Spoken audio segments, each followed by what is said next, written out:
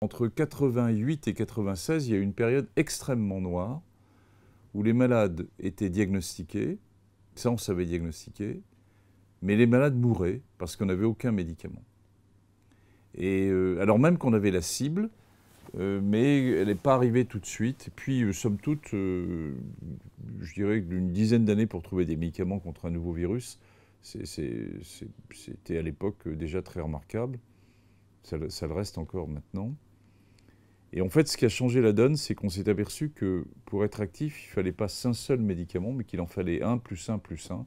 Et c'est ce qu'on appelle les trithérapies, qui sont arrivées à partir des années 95 et essentiellement 96. Donc il y a eu toute cette zone où il y a eu énormément de connaissances fondamentales qui sont arrivées très vite, de Pasteur ou d'autres laboratoires, ou des laboratoires américains. Puis ensuite, être capable de diagnostiquer les patients, mais aucune thérapeutique, et où on avait un taux de mortalité qui était extrêmement élevé.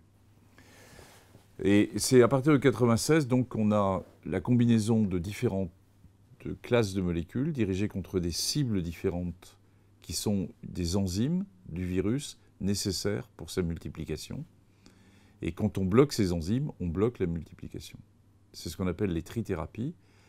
Et on avait à l'époque des trithérapies qui étaient des trithérapies un peu difficiles, hein, c'était de l'ordre de 40 comprimés par jour. C'était en 4 prises. Les malades avaient un réveil pour se lever la nuit pour prendre leurs médicaments. Et on conçoit que l'adhérence à ces premiers traitements, l'adhésion au traitement, elle a été à la fois très bonne, parce que les patients mouraient avant, donc ils se précipitaient vers ce qu'on leur offrait. Mais dès que ça allait mieux, ils avaient du mal à prendre 40 comprimés par jour en 4 prises, et c'était très compliqué.